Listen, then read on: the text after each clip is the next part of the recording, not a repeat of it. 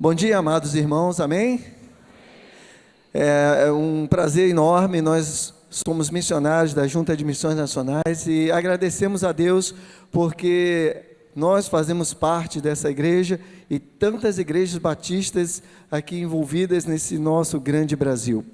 Trazemos também um grande abraço de todos os missionários espalhados nesse Brasil e também no mundo, que nós fazemos parte como batistas brasileiros, e nós também somos gratos, e dizendo, mais uma vez, usa-me, Senhor, usa-nos para ser bênçãos para todo esse mundo que precisa de Jesus Cristo, e principalmente na evangelização discipuladora dessas crianças desse Brasil. Que Deus abençoe. Deixa esse momento com a palavra a missionária Jaqueline.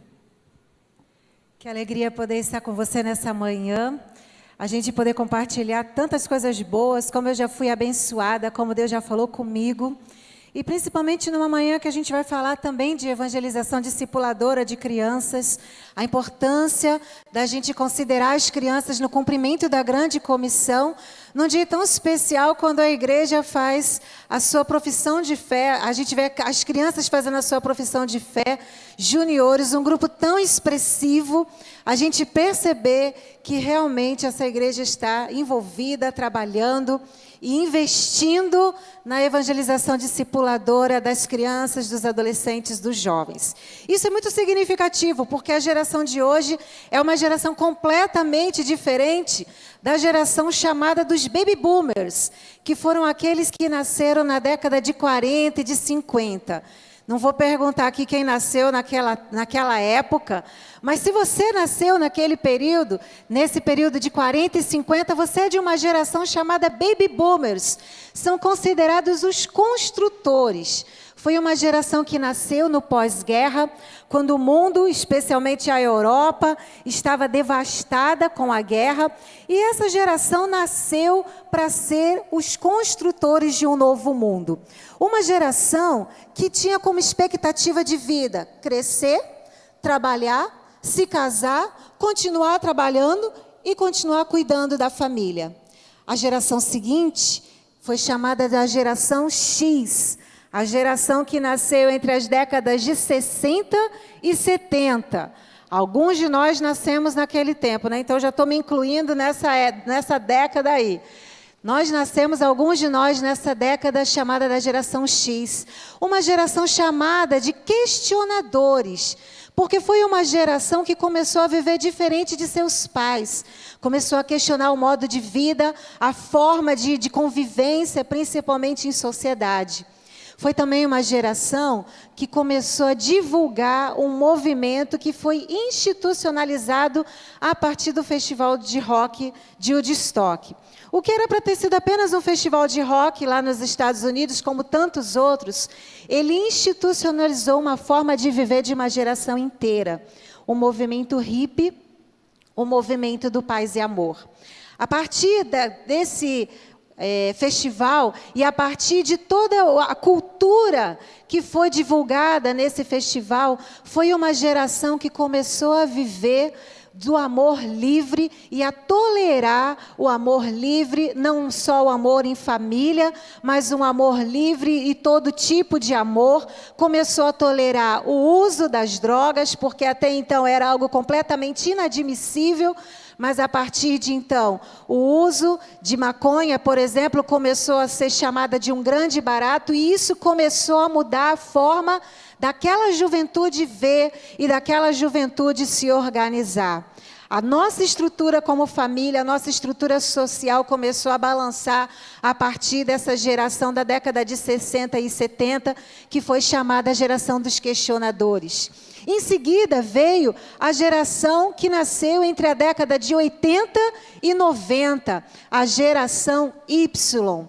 Essa foi a geração chamada de desestruturados, porque houve uma revolução tecnológica. Você lembra quando carregava dentro da sua bolsa aquelas fichinhas de telefone e você ia para o orelhão e ficava na fila do orelhão esperando para falar no telefone? Aí você colocava aquelas fichas, 3 minutos depois você tinha que colocar outra, se você demorasse caía a ligação e você tinha que ter mais fichas. Foi também aquele tempo que a gente tinha televisão já de seletor, porque antes a televisão era de válvula. Tinha que demorar, às vezes, 40, 50 minutos para a válvula esquentar. Mas na década de 80 surgiu a televisão do seletor, aquela que você virava o canalzinho assim, e que às vezes, quando dava problema na antena, você tinha que dar uma mexidinha na antena, ou muito colocar um bombril na antena. Quem nunca? Quem nunca colocou um bombril na antena? No tapa, né, pastor? Era no tapa. Você também, que viveu a década de 80 e 90, você tinha duas opções de moda. Ou você usava o quichute, ou você usava o tênis bamba. Depois surgiu a conga, que era a moda, assim, era o ápice. E para as meninas surgiu a melissa, que era aquela sandalinha, mas que a gente não podia ir para a escola. Foi uma década de grande revolução, porque apesar da gente estar vivendo tudo isso, surgiu o cartão telefônico. E aí a gente começou a colecionar cartão telefônico, porque alguém disse que aquilo em pouco tempo valeria muito dinheiro se a gente colecionasse. Então tinha gente que colecionava os cartões de telefone. Foi a época que surgiu o primeiro telefone celular da Ericsson. Era deste tamanho assim, você lembra? Se abria o telefone, esticava a antena e você falava. Foi uma época que desestruturou a gente, porque até então a gente que vivia num mundo totalmente analógico, nós passamos a viver um mundo digital. A internet entrou na nossa vida, o 386 chegou para as nossas casas, depois o Pentium 100, e por aí os computadores foram se modernizando e a nossa forma de viver foi se conectando.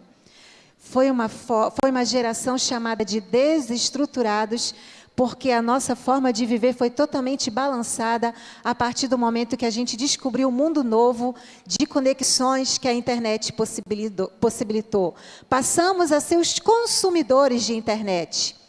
E aí vem a geração Z, os nativos digitais, aqueles que nasceram a partir do ano 2000, que tem agora até 16 anos. Então, quem nasceu a partir do ano 2000 tem no máximo 16 anos de idade. Uma geração digital. Uma geração que não conheceu o curso de datilografia, o ASDFGH. Eles não conheceram isso. Não conheceram as fichas de telefone. Não conheceram tênis quichute, mas conhecem o Mizuno, o Nike, tantas outras marcas. É uma geração que não apenas consome a internet, mas eles produzem conteúdo para a internet. Uma geração que não encontra barreiras geográficas, porque tudo o que eles precisam, eles encontram na internet. Uma geração totalmente conectada, totalmente voltada para um mundo diferente daquele que nós conhecemos, daquele que nossos avós e os nossos pais construíram. E é exatamente essa geração, a nova geração, que é o nosso desafio missionário. E pensando nessa nova geração, eu quero trazer para você a nossa reflexão dessa manhã. Será que vale a pena a gente repensar as nossas ações e olhar para essa geração, mostrando a eles que a vida em Jesus e que apesar de ser uma geração que não conhece mais valores absolutos, porque o cenário atual é um cenário de relativismo, onde tudo depende, tudo é relativo, diferente dos baby boomers, onde os valores absolutos da nossa sociedade, eles eram institucionalizados e não havia questionamentos. Hoje, os valores são relativos.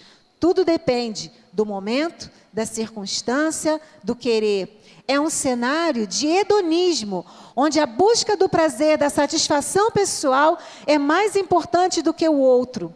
E muitas vezes existe até o hedonismo gospel. É aquele que a gente acha que só a gente vai ter vitória, que só a gente vai ter conquistas. E existem até músicas que a gente vai cantando e que diz que a nossa vitória vai ser tão importante, tão reconhecida, que os outros só vão ficar contemplando. É um hedonismo, entre aspas, gospel, porque a gente vai pensando que o prazer, a nossa satisfação pessoal está acima de qualquer coisa. É também um tempo de ateísmo, onde Deus não pode mais estar dentro da escola, porque, afinal de contas, o Estado é laico. Mas essa mesma escola é onde cresce a violência, é onde cresce a promiscuidade, é onde cresce o consumo, o abuso das drogas, é onde cresce a desconstrução familiar, é onde cresce todo tipo de conceitos contrários à palavra de Deus. É nesse cenário, é para essa geração de pessoas nascidas nesse tempo que Deus nos chamou para discipular. Abra sua Bíblia no Evangelho de João, no capítulo 6. E eu quero refletir com você a respeito de algumas coisas importantes.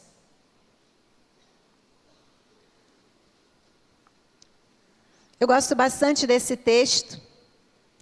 Eu já preguei várias mensagens nesse mesmo texto, porque ele é muito significativo na minha vida, exatamente porque ele traz lembranças e memórias de infância. Memórias de um tempo em que eu fui muito abençoada por Deus, memórias de um tempo em que a palavra de Deus trouxe significado na minha vida e me permitiu crescer na palavra de Deus, me permitiu crescer conhecendo quem é o Senhor. João capítulo 6, eu quero ler com você alguns versículos desse texto, nós vamos ler. À medida que a gente vai refletindo, à medida que a gente vai compartilhando, a gente vai lendo os versículos. Mas agora eu quero ler para você os primeiros 7 versículos. E diz assim: algum tempo depois, Jesus partiu para a outra margem do mar da Galileia, ou seja, o mar de Tiberíades. E grande multidão continuava a segui-lo, porque viram os sinais miraculosos que ele tinha realizado nos doentes. Atente para a expressão grande multidão. Então Jesus subiu ao monte e sentou-se com seus discípulos. Estava próxima a festa judaica da Páscoa. Levantando os olhos e vendo uma grande multidão que se aproximava, Jesus disse a Filipe: onde compraremos pão para esse povo comer? Fez essa pergunta apenas para pô-lo à prova, pois ele já tinha em mente o que ia fazer. Filipe respondeu: 200 denários não comprariam pão suficiente para que cada um recebesse um pedaço. Deixa a sua Bíblia aberta e a gente vai continuar caminhando nesse texto. Um texto bastante conhecido para a gente. As multidões caminhavam atrás de Jesus, elas já tinham visto os milagres de Jesus, Jesus já tinha mostrado o seu poder, a sua graça, e a fama de Jesus estava percorrendo toda aquela região. Então era natural que as pessoas começassem a seguir Jesus. E a Bíblia diz que nesse determinado momento já era uma grande multidão. Que multidão era essa? Multidão de pessoas que buscavam milagres. Pessoas que estavam necessitadas. Nós não sabemos quanto tempo essas pessoas estavam andando atrás de Jesus. Não sabemos se era manhã, tarde, noite. Talvez poderia ser à tarde. Talvez aquelas pessoas estivessem caminhando a semana toda, alguns dias. O fato é que Jesus olhou para aquela grande multidão e percebeu naquelas pessoas uma necessidade de pão, de alimento. Havia fome entre aquelas pessoas. E não foram elas que chegaram a Jesus e relataram as suas próprias dificuldades. Porque algumas vezes nós vimos isso aqui, pessoas foram até Jesus e levaram as suas dificuldades. Pela manhã a gente viu o pastor Márcio compartilhando a palavra de que pessoas foram levadas com as suas dificuldades até Jesus e as suas dificuldades eram notórias. Mas nesse momento aqui, Jesus olhou para a dificuldade, para a necessidade que havia entre as pessoas. Antes mesmo que elas pudessem abrir a sua boca e dizer: Senhor, temos fome. Jesus levantou os olhos e viu a grande multidão. E eu quero que você pense nas crianças desse Brasil. A grande multidão dos nativos digitais, das crianças e adolescentes que nasceram do ano 2000 para cá. O IBGE diz que são 31% da população brasileira. Se somos hoje 200 milhões de habitantes, é só você fazer as contas. 31% da população brasileira está na faixa etária que vai dos 0 aos 15 anos de idade. 31% da população, uma grande multidão. E como é essa grande multidão? vazia, sem conhecer Jesus. Muitos deles já conhecem a promiscuidade que o mundo de hoje está anunciando e vendendo para eles como algo natural. Basta você ver a Malhação que está aí no ar há tantos anos, estabelecendo para eles um novo modo de viver, de conduzir os seus relacionamentos afetivos.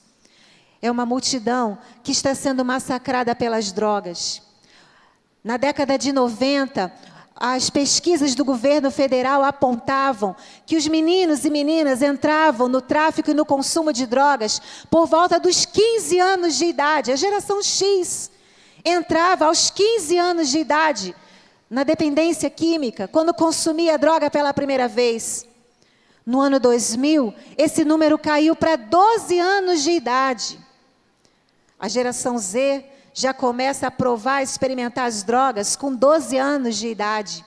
Agora, em 2016, as pesquisas mais recentes do ano passado para cá apontam que a entrada no consumo, no uso e na venda de drogas está por volta dos 10 anos de idade. Uma geração ameaçada pelas drogas, pelo crack e outras drogas ilícitas que estão sendo consumidas livremente na nossa sociedade. E ela não olha para a classe social. Crianças de baixa renda, crianças de classe média alta. Uma geração ameaçada pelas drogas, carente, necessitada. Uma geração que está sendo massacrada pela violência. Essa semana todos nós vimos na televisão, e se nós não nos chocamos com isso, nós não choramos por isso, há alguma coisa errada. Um menino de 10 anos de idade morto pela polícia, porque ele estava vivendo numa situação de violência. Alguns dizem que ele estava com a arma na mão, alguns dizem que ele havia roubado um carro. Várias pessoas disseram que ele já tinha uma reincidência em crimes. E eu não vou entrar aqui na questão política que envolve tudo isso, mas a maior violência é uma criança de 10 anos estar envolvida na criminalidade. Se ele estava com arma na mão, não importa. Uma criança foi morta por causa da violência das nossas cidades. Uma criança que deveria estar na sua casa, brincando num campinho de futebol. Uma criança que deveria estar na escola, aprendendo a ler, aprendendo a escrever. Uma criança que deveria estar aqui dentro da nossa igreja, correndo pelos corredores ou quem sabe dando a sua profissão de fé. Mas ele é o retrato da violência contra as crianças desse Brasil. Porque o governo federal aponta 18 mil casos por dia de violência contra a criança. Isso significa que só no dia de hoje, 18 mil crianças são vítimas de violência. Apenas 20% desses casos são violências cometidas na rua. 80% desses 18 mil casos por dia são de violências cometidas dentro de casa. Pessoas, famílias que deveriam proteger são aquelas que estão machucando, maltratando, violentando, matando as nossas crianças. Bebês são jogados nos rios, são encontrados em sacos de lixo. Crianças são jogadas pela janela, são machucadas, são violentadas e não se faz nada. Estamos muitas vezes pacíficos diante de uma situação calamitosa de violência contra a criança. E o que dizer das crianças ribeirinhas? O pastor acabou de vir de uma viagem lá no Amazonas, onde meninas de 7 anos de idade são consideradas velhas para pedófilos. Algumas delas têm a sua virgindade leiloada em algumas comunidades do norte desse país. Meninas de 9 anos já são usadas como prostitutas nas balsas que trafegam nos rios da Amazônia. Uma geração massacrada, necessitada. E Jesus levanta os olhos e mostra para nós a necessidade da multidão. A diferença é que naquele tempo as pessoas estavam ali e a necessidade que havia delas era uma necessidade de pão material, era o alimento físico. E as nossas crianças de hoje não apenas precisam do alimento material, não apenas do pão físico, mas elas precisam de Jesus Cristo, o pão da vida, o pão de Deus que desceu do céu e dá vida ao mundo. As nossas crianças são crianças que são grandes multidões que precisam conhecer a graça de Deus.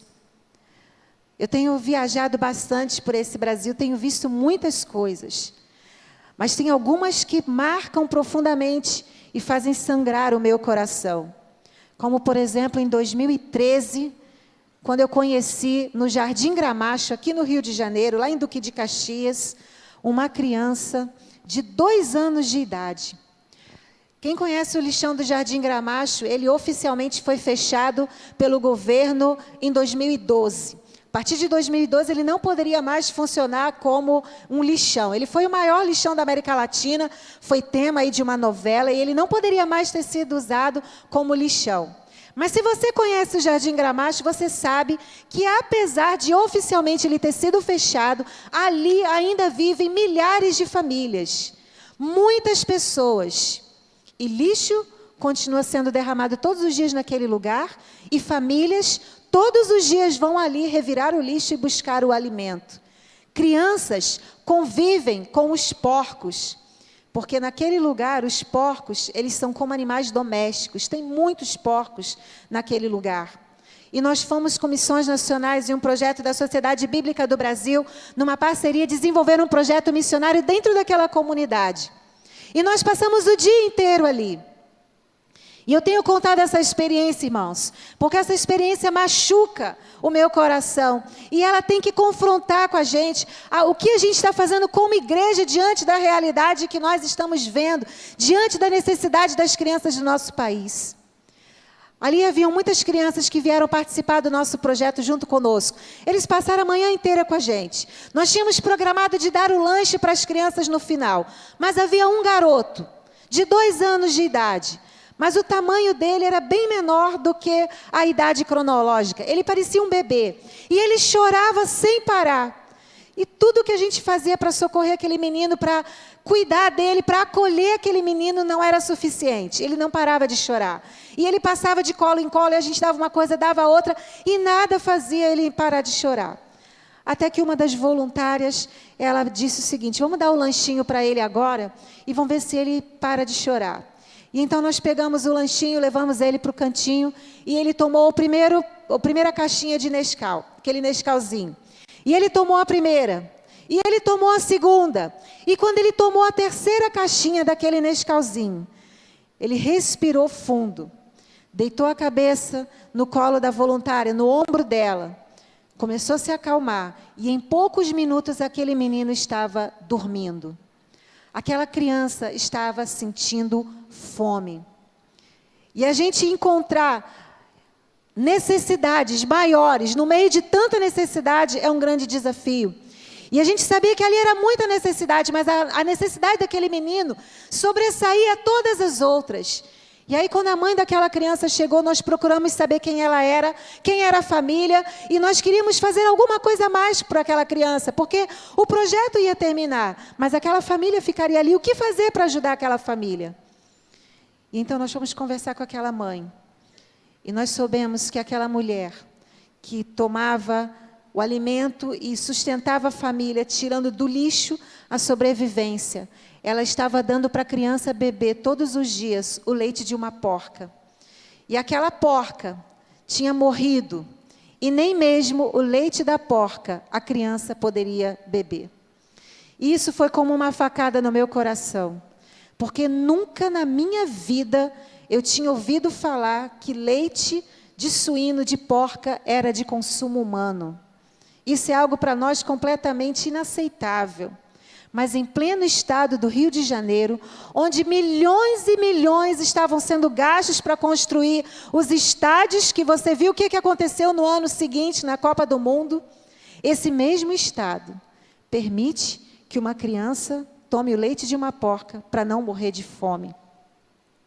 Encaminhamos essa família para o projeto missionário, e essa família começou a ser cuidada, e nós observamos quantas necessidades existem nas crianças desse Brasil. Mas eu posso falar de crianças, por exemplo, que moram na Barra da Tijuca, em condomínios de luxo. Um menino de um dos colégios mais tradicionais do Rio de Janeiro. Um dos colégios mais caros, que só a classe A pode pagar. Esse menino aluno de uma pessoa conhecida. O pai dele tinha dito que ele não estava indo nas médias como a família gostaria que ele tivesse nas médias. E o pai disse para ele, se você não alcançar a média máxima, a nota máxima, no bimestre, você não vai viajar para a Disney no final do ano. E esse menino estudando, ele não conseguiu alcançar a nota máxima, a média dele não aumentou. E quando ele foi mostrar para o pai a média dele anual, a nota que ele tinha alcançado, apesar de ter sido uma nota boa, não era a melhor como a família queria. E ele ameaçado de perder a viagem para a Disney, e o pai olha para ele e diz, você me decepcionou porque não tirou a nota mais alta. Eu não vou deixar você viajar para a Disney esse ano. Esse menino fica trancado durante uma semana dentro do quarto, apenas com a babá, que dava a ele as refeições e poucas conversas. E numa sexta-feira à tarde, do 12º andar, uma criança de 11 anos se joga e se mata, porque ele não alcançou a média que o pai achava que deveria ser adequada para levá-lo à Disney no final do ano. Essa é a necessidade das crianças do nosso país. E eu poderia contar muitas outras histórias, experiências, situações de necessidade das crianças que estão ao nosso redor. Mas quando eu olho para o texto bíblico, eu olho Jesus vendo com compaixão a multidão. Jesus se compadecendo da necessidade que havia entre aquelas pessoas. E o que eu quero nessa manhã é fazer vocês refletir e pensar como Jesus, que ao olhar para a multidão não apenas olhou no sentido contemplativo, não apenas no sentido de se chocar com aquela necessidade. Jesus olhou com um sentimento de compaixão, de amor. Quando você vai olhar para os outros textos, quando os evangelistas narram essa mesma história, a palavra atribuída para Jesus é: o Espírito de Jesus moveu-se de íntima compaixão. E é isso que nós precisamos ter, meus irmãos. Olhar para as crianças do nosso país, olhar para as crianças da nossa vizinhança, olhar para as crianças da nossa família, olhar para as crianças da escola que o seu filho estuda, com íntima compaixão, sabendo que no meio daquelas crianças há necessidades que só podem ser supridas pela presença de Jesus Cristo, aquele que desceu do céu e dá vida ao mundo. Mas diante das necessidades, a gente pode ter uma série de atitudes diante delas. A gente pode ficar apenas se chocando e contemplar e achar isso normal. Como a gente começou a achar normal ver todos os dias notícias de violência contra a criança. Muitas vezes a gente não acha mais espantoso, a gente não chora mais com isso, a gente não se entristece mais com isso, porque está ficando tão normal, tão cotidiano, que nós estamos nos acostumando a ver as dores das crianças. E nós não choramos com as dores delas. Nós não nos comprometemos, nós não tomamos atitude nenhuma, apenas ficamos inertes, contemplando ou opinando no Facebook aquilo que a gente acha que deveria ser feito. Quando se a gente disser alguma coisa numa rede social, vai mudar. O que muda realmente a realidade da criança não são as nossas opiniões, não é aquilo que a gente expressa nas redes sociais, mas aquilo que a gente faz de fato na nossa vida. Aquilo que a gente faz de fato, em cumprimento à ordem de Jesus, em vivência de princípios de vida. E quando a gente fala de igreja multiplicadora, a gente fala de princípios, a gente fala de vida. Não está falando de método, não está falando de recursos, mas a gente está falando de princípios de vida. E o princípio de vida que a Bíblia me ensina, a primeira coisa que eu preciso fazer é orar por essa realidade. É orar por essa realidade e pedir ao Senhor que tenha compaixão e misericórdia das crianças que vivem em necessidade nesse país. Mas além de orar, além de buscar a Deus, e orar é fazer muita coisa, porque às vezes a gente acha que orar não é fazer nada. Meus irmãos, orar é fazer muita coisa, e a oração muda vidas e muda realidades. Nós precisamos orar pelas crianças, e além de orar por elas, nós precisamos agir. E aí, quando penso em agir, eu olho para Filipe, porque vem então Jesus e chama Filipe e diz: olha, a multidão tem fome, onde vamos comprar pão para esse povo comer? Eu acho que Filipe era batista, viu, pastor? E devia ser da comissão de finanças, eu acho. Porque ele olha para Jesus e diz assim: Senhor, 200 denários não seriam suficientes para dar de comer a essa gente. Onde vamos comprar pão? Talvez ele estivesse dizendo assim: não está no orçamento. O Senhor, quando veio para cá, quando nós chegamos aqui, o Senhor começou a pregar para a multidão, não estava no orçamento comprar pão para a multidão. 200 denários é muito dinheiro. Você gosta de fazer conta? 200 denários. Um denário correspondia à diária de um trabalhador braçal. Vamos contextualizar para os nossos dias atuais. Se fosse hoje, vamos pensar no trabalho de um pedreiro. Quanto custa a diária de um pedreiro aqui em Irajá, mais ou menos? Quanto? R$150. Está barato aqui, vou contratar pedreiro aqui em Irajá. Porque lá para o lado onde eu moro, a diária é de 180 para R$200. Mas vamos pegar pela média. R$150 a diária de um pedreiro. Um denário. O que Filipe estava dizendo era 200 denários, ou seja, 150 vezes 200. Quanto que dá? Multiplique isso aí. Era esse valor que Filipe estava dizendo que seria necessário para alimentar a multidão. Ele estava dizendo: Senhor, 200 denários não vão ser suficientes. Precisamos de dinheiro. Precisamos de recursos.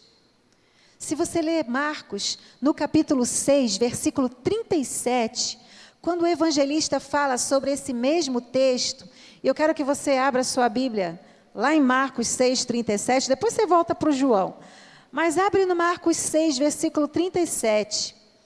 A pergunta atribuída a Filipe, quando Marcos, o evangelista, escreve, ele diz o seguinte: devemos gastar tanto dinheiro em pão e dar-lhes de comer? Devemos gastar tanto dinheiro em pão e dar-lhes de comer? Vale a pena gastar tanto dinheiro para investir na evangelização de crianças? Criança que corre pela igreja, que gruda chiclete debaixo do banco. Vale a pena gastar tanto dinheiro para levar o evangelho para criança? Criança não dá dízimo. Às vezes, quando ele é ensinado, ele dá. É só ensinar. Se você dá a mesada para ele, ele vai dar o dízimo. Agora, ele não vai dar aquele dízimo abastado. Ele vai dar daquilo que ele tem, porque ele aprendeu aqui. Você viu aqui, na profissão de fé, ele aprendeu que é a 10ª parte. Mas se o pai dá para ele R$10, ele vai entregar R$1, mas é dízimo? Ou não é? Mas ainda que ele não dê um retorno financeiro tão alto como a gente imagina, vai correr pela igreja, vai rabiscar talvez a parede da igreja. Às vezes ele vai rabiscar, às vezes vai quebrar alguma coisa. Não vai conseguir ficar sentado do início ao fim do culto, porque vai dar vontade de beber água. E também vai dar vontade de ir no banheiro. Vai dar vontade de conversar com um colega. Vale a pena? Vale a pena gastar tanto dinheiro em pão? Vale a pena investir dinheiro, recursos na evangelização discipuladora de crianças? O texto continua dizendo, a partir do versículo 8, e eu pedi que você deixasse aberto, enquanto Filipe está perguntando sobre isso, será que vale a pena? Será que nós devemos? Vem André e diz, outro discípulo, André, irmão de Simão Pedro, tomou a palavra. Aqui está um rapaz com 5 pães de cevada e 2 peixinhos, mas o que é isso para tanta gente? Jesus disse, mandem o povo assentar-se. Havia grama naquele lugar e todos se assentaram. Era cerca de 5.000 homens. Então Jesus tomou o pão, deu graças, repartiu entre os que estavam assentados tanto quanto queriam e fez o mesmo com os peixes. Depois que todos receberam o suficiente para comer, disse aos seus discípulos: ajuntem os pedaços que sobraram, que nada seja desperdiçado. Enquanto Felipe olha para as dificuldades, enquanto Felipe pergunta se vale a pena investir tantos recursos para socorrer e para saciar a fome daquela multidão, tem André.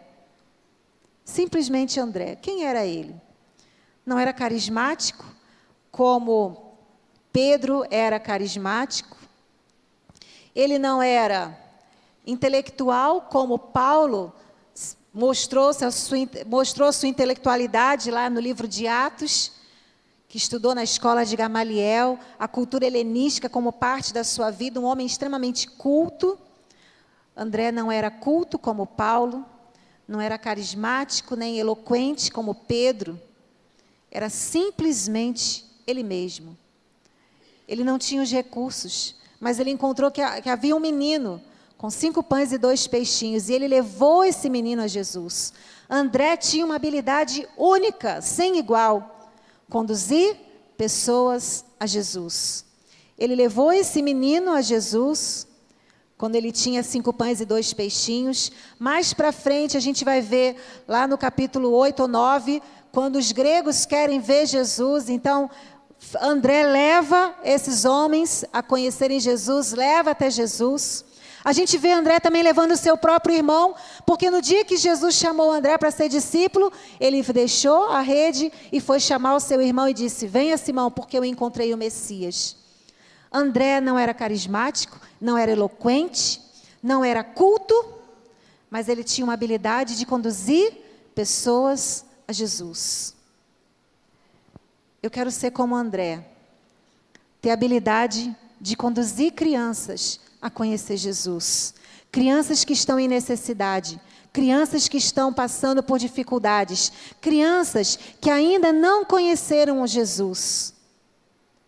Quando eu penso nas crianças do Vale do Amanhecer, lá em Brasília, o Vale do Amanhecer é um lugar de muito esoterismo, onde as religiões esotéricas, e muitas delas com muitos misticismos religiosos, eles investem nas crianças daquele lugar. E existe, durante um período do ano, um momento em que os sacerdotes do Vale do Amanhecer, eles vestem as crianças com roupas próprias, como se fossem roupas sacerdotais, são umas becas vermelhas, e eles conduzem essas crianças até dentro do templo do vale. E ali naquele templo, eles consagram as crianças para que elas recebam e possam, a partir daquele momento, incorporar os espíritos que dominam o Vale do Amanhecer. Todos os anos isso acontece. Eu quero ser como André, buscar as crianças do Vale do Amanhecer e levá-las até Jesus. Eu quero ser como André, que vai até a ilha de Marajó, lá na região ribeirinha, onde está o Rony, um menino de 7 anos de idade, um menino ribeirinho, que não conhece televisão, não conhece internet, não conhece o WhatsApp, não conhece Facebook, mas conhece a bebida, conhece droga, conhece a morte, conhece a teçana, que é um facão que ele usa, não só para abrir caminho na mata, mas para ameaçar pessoas, porque lá, naquela comunidade, o álcool prolifera de uma forma tão grande que os homens, quando brigam, eles se matam a facadas. E o Rony, de 7 anos, estava crescendo nessa realidade, vendo essa situação e repetindo essa mesma forma de viver. E quando nós chegamos com uma equipe de missionários, lá naquela comunidade onde Rony mora, na ilha de Marajó, 18 horas depois de Belém, sem banheiro, sem luz elétrica, sem internet, sem aquilo que a gente está acostumado, nós encontramos crianças como ele. E ele olhou para uma das nossas voluntárias, e no momento que ela estava conversando com ele, ele pegou a faca, colocou a faca perto dela, bem perto dela e disse: se você falar comigo, eu vou abrir você de cima e embaixo. É a forma de viver dele. Foi o que ele aprendeu. Mas nós ficamos ali, irmãos, porque as crianças daquela comunidade precisavam conhecer Jesus. Durante 10 dias da nossa vida, ficamos sem todas as facilidades que a gente tem na cidade grande, porque aquelas crianças ribeirinhas precisavam conhecer Jesus. Anunciamos a elas a graça do Pai, o amor de Jesus derramado, e mostramos para aquelas crianças necessitadas de conhecer o amor de Deus, que há vida em Jesus e que Ele muda a nossa vida a partir do momento que a gente entrega a vida a Ele. E numa das noites, numa das programações, aquele mesmo menino, Rony, veio à frente e ele entregou a vida para Jesus. Ele entregou a vida para Jesus orando abertamente, dizendo: eu recebo Jesus no meu coração. Continuamos alguns dias do projeto, o projeto finalizou, e na hora da gente ir embora, já arrumando as coisas para ir embora, nós perguntamos: e agora, Rony, como vai ser a sua vida? O que você vai fazer daqui para frente? E ele olhou para nós e disse assim: eu não vou mais matar ninguém. Eu só vou usar a teçana no mato, mas eu não vou matar ninguém. E a Nayara perguntou para ele: por que você não vai matar mais ninguém, Rony? E ele disse: porque agora Jesus está no meu coração. Ele entendeu aos 7 anos de idade que Jesus é o Senhor e Salvador da sua vida. Quando a gente vai em busca das crianças e dá a elas a oportunidade de conhecer Jesus, os milagres acontecem. Milagres como o do Rony, milagres que têm acontecido na vida de tantas crianças desse Brasil. Eu posso dizer para você que eu sou um desses milagres. Eu conheci Jesus com 6 anos de idade, numa escola bíblica de férias, uma EBF. Eu gostava de comer o lanche, como tantas crianças. E eu posso dizer para você que eu ia na igreja porque eu gostava de comer lanche. Gostava mesmo. Mas eu também gostava das histórias bíblicas. E naquela escola bíblica de férias, Nona Renfron, esposa do pastor Harold Renfron, pastor da primeira igreja batista na cidade de Petrópolis, ela estava contando uma história, não era uma história bíblica, era uma história moral, de um menino que tinha morrido e ido para o céu, e que no céu ele tinha ganhado a coroa da vida, porque ele tinha servido a Jesus enquanto ele estava aqui. E aos 6 anos de idade, eu entendi que sem Jesus eu não iria para o céu. Eu abri meu coração e entreguei minha vida para Jesus. E eu disse para Dona Nona, eu quero Jesus no meu coração. E ela orou comigo. E eu entreguei a vida a Jesus. Quem aceita Jesus quer logo ser batizada. Mas lá na minha igreja, pastor, criança não podia ser batizada. E eu me lembro que naquela semana eu cheguei para falar com o pastor Harold, eu disse: pastor, eu quero ser batizada. E ele olhou para mim e falou: por que você quer ser batizada? Eu disse para ele: porque eu aceitei Jesus. E ele disse: mas você é muito pequena. Você é muito nova para ser batizada. Não pode. E eu fiquei chateada com aquilo, porque eu queria ser batizada. Eu tinha Jesus no meu coração. Tinha a maturidade que eu tenho hoje? Não. Tinha o conhecimento bíblico, teológico que eu tenho hoje? Não. Mas eu tinha Jesus. E eu conversei com o pastor e eu insisti, eu ia domingo após domingo falar com ele, ele dizia não, que eu era muito pequena. Até que um dia ele disse para mim assim: olha, espera pelo menos você completar 7 anos. Era começo do ano, a EBF tinha sido em janeiro. E eu estava com 6 anos, e ele disse para mim: espera pelo menos completar 7 anos. Você já falou para a criança esperar alguma coisa? Você fala para ela: espera até o Natal. Amanhã ela vai perguntar: o Natal é hoje? Que dia que é o Natal? Quanto menor a criança, maior é a dificuldade de dimensão de tempo. E para mim, completar 7 anos parecia que ia demorar uma infinidade. Eu faço aniversário em novembro. E eu tinha que esperar chegar o novembro para fazer 7 anos. E é claro que eu não vou falar o ano para você não fazer as contas. Claro. Mas chegou novembro daquele ano. E eu fiz 7 anos. E eu fui conversar com o pastor. E eu me lembro direitinho, ele lá na porta da igreja, despedindo a igreja, com um terno cinza, uma camisa branca, uma gravata meio vermelha para vinho. E eu apertei o pastor, puxei na barra do paletó dele, eu falei: pastor, eu fiz 7 anos. E ele me pegou no colo, me deu um abraço, me deu um beijo. Parabéns! Mas não era isso que eu queria ouvir. E eu sacudi a gravata dele e falei, pastor, o senhor disse que quando eu completasse 7 anos, eu seria batizada.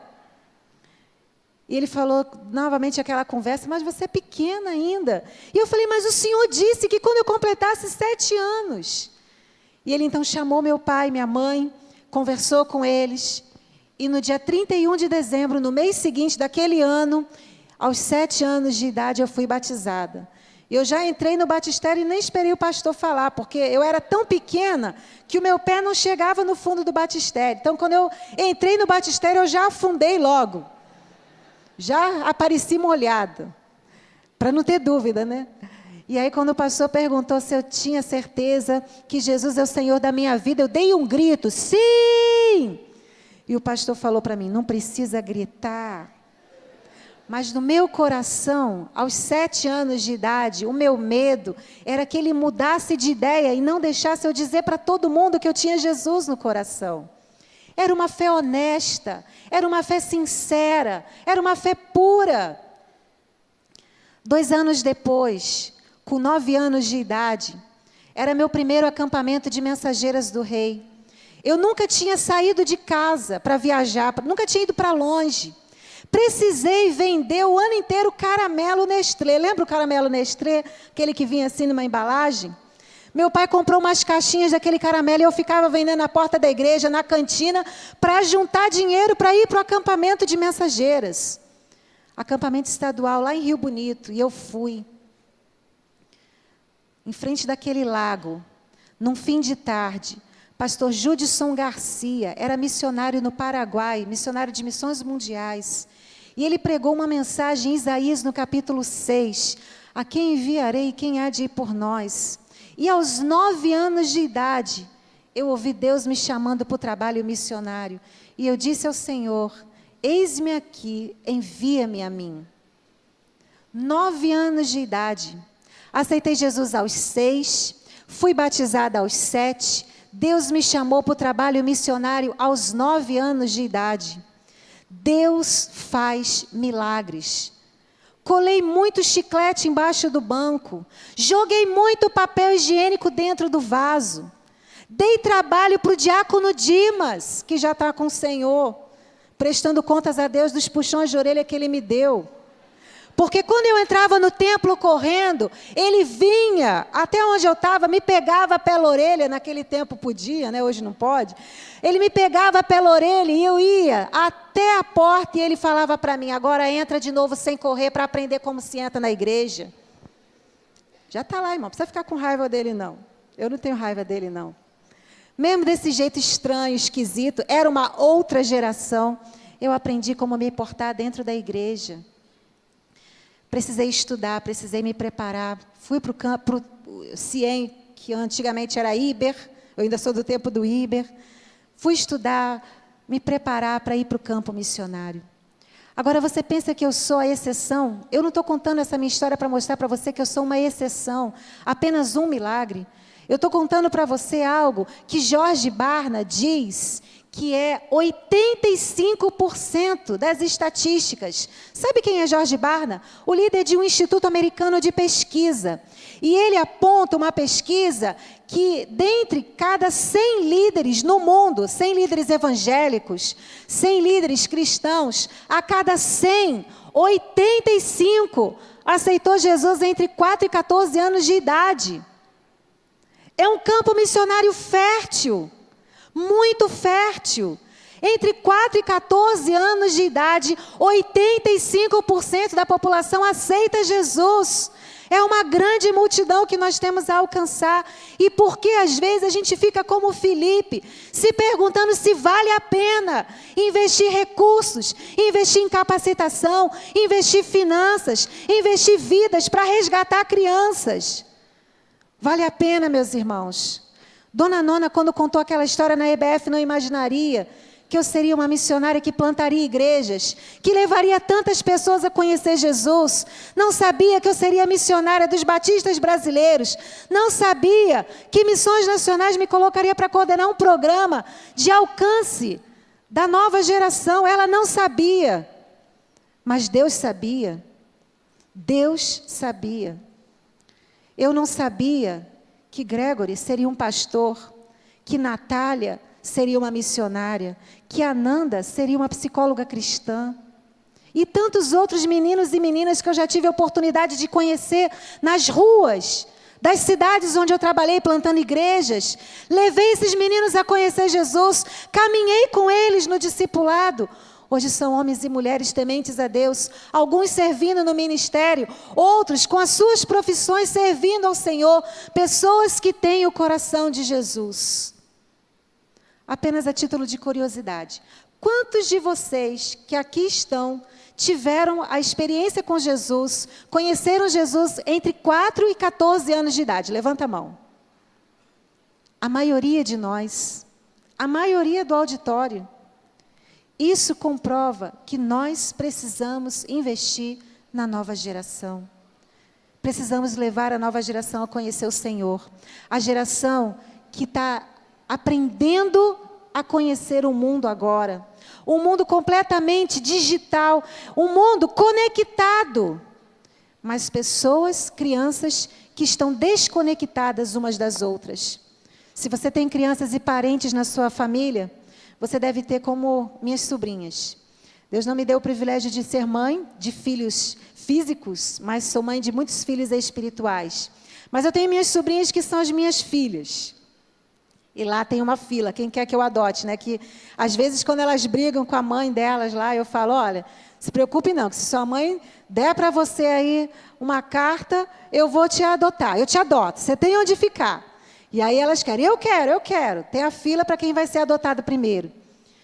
E um dia eu estava em casa, e a mais nova, ela estava na sala, no celular, e a mais velha no quarto. E eu falei para ela assim, ô Vivi, chama sua irmã lá no quarto que eu quero mostrar uma coisa para vocês. E ela só fez assim, e no celular ela se manteve. E eu falei a segunda vez, Vivi, chama a Carol que eu quero mostrar uma coisa para vocês. Ela, No celular ela estava, no celular ela permaneceu.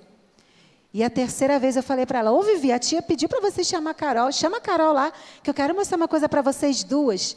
Ela olhou para mim e falou assim, tia, eu já chamei. Eu falei, mas Vivi, você nem levantou do lugar. Tia, para que eu vou lá? Eu mandei um zap para ela. Isso acontece só na minha casa ou na sua também? Aí outro dia foi com a Carol.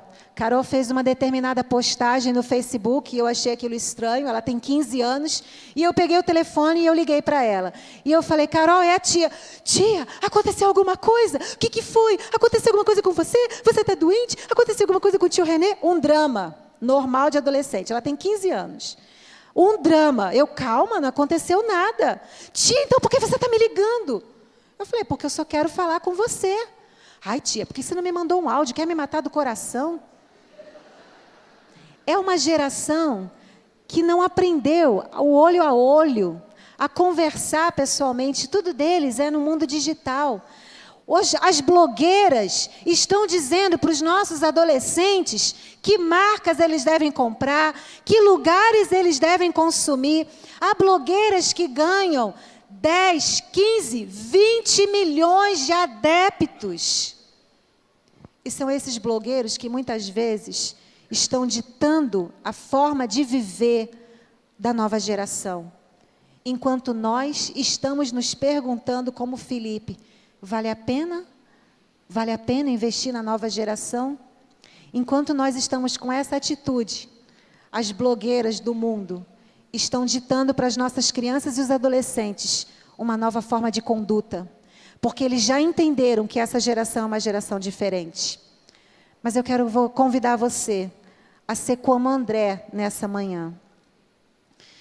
E eu quero caminhar para o final dessa reflexão, lendo com você um outro texto, que é muito significativo para mim, que é de Lucas. Lucas no capítulo 18. Quando as crianças são levadas a Jesus. E eu quero fazer uma comparação com você, entre o que Lucas fala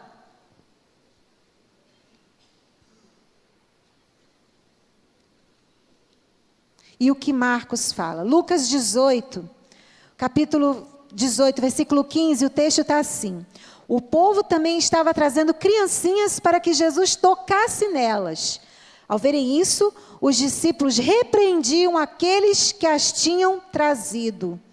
Jesus chamou a si as crianças e disse: deixem vir a mim as crianças e não as impeçam, pois o reino de Deus pertence aos que são semelhantes a elas. Agora vamos ler Marcos 10, o mesmo texto, quando fala no versículo 13 a 16, a mesma história. Marcos, no capítulo 10, versículos 13 a 16. Alguns traziam crianças a Jesus para que ele tocasse nelas, mas os discípulos os repreendiam. Quando Jesus viu isso, ficou indignado e lhes disse: deixem vir a mim as crianças, não as impeçam, pois o reino de Deus pertence aos que são semelhantes a elas. Perceba que no versículo 14, Marcos atribui a Jesus algo que Lucas não falou. Marcos diz o seguinte: Jesus ficou indignado quando percebeu que os discípulos estavam impedindo as crianças de chegarem a Jesus.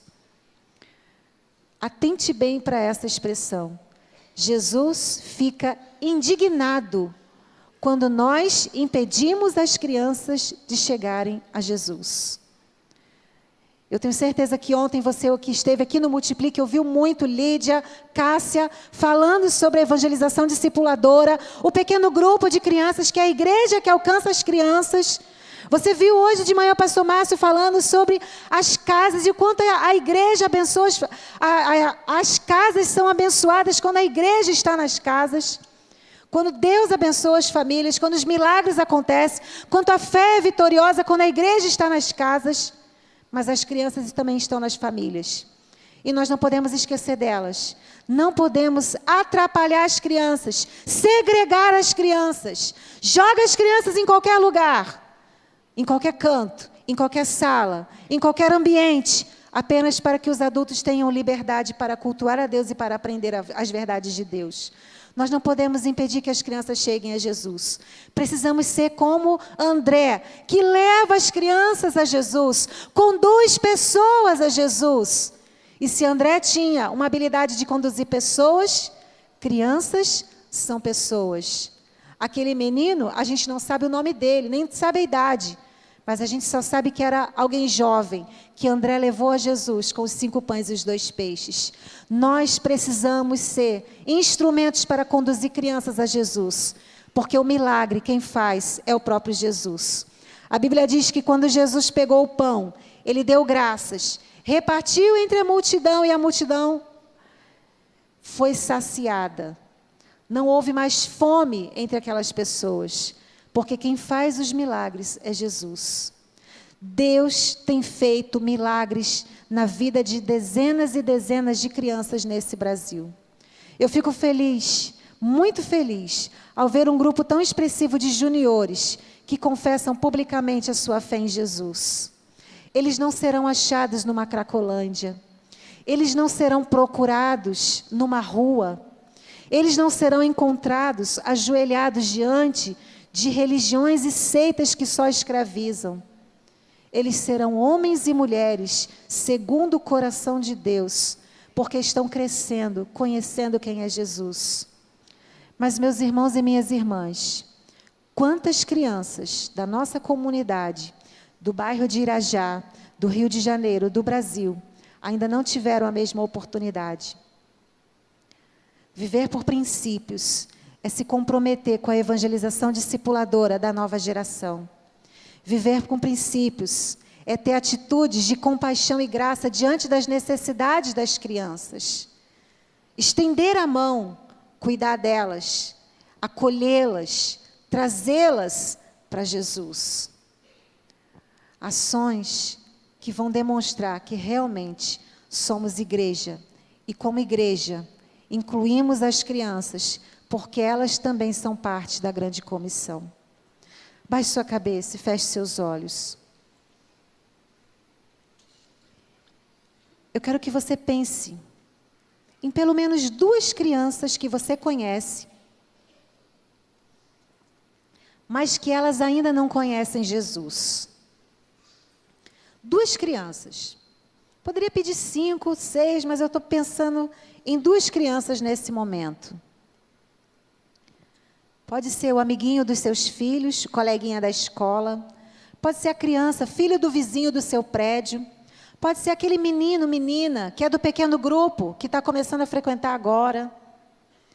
2 crianças que você conhece e que ainda não conheçam Jesus. Apresente o nome delas a Deus. Ore por elas. Diga para o Senhor, Senhor, o mundo de hoje está trabalhando para que essa criança, que é de uma nova geração, tenha uma cosmovisão completamente diferente da minha geração. Mas eu quero te pedir misericórdia e quero te pedir que o Senhor me use. Use a minha vida para que eu possa dizer a ela, a essa criança, que Jesus é o caminho para o Senhor. Que é possível ter uma vida diferente quando a gente tem um relacionamento com Jesus. Ore por essas crianças, essas 2 crianças. Peça a Deus para que você seja modelo e influência na vida delas. Desenvolva com essas crianças o relacionamento discipulador. É pelo relacionamento que a gente tem com as crianças próximas a nós que vamos mostrar a elas quem é Jesus. Mais do que ouvir sobre Jesus, elas precisam ver em nós atitudes, vida que reflete quem é Jesus. Modelo e influência para que crianças sejam saciadas com a fome espiritual que há na vida delas. Há necessidades. Podem ser físicas, emocionais, espirituais. O Senhor quer usar você, como usou André, como usou aquele menino, para saciar a fome das crianças. Ele faz o milagre. É Ele que transforma. É Ele que muda a realidade. É Jesus quem constrói o futuro. Mas é você quem vai conduzi-las a Jesus. Peça ao Senhor, Pai, me concede a graça de conduzir crianças ao Senhor.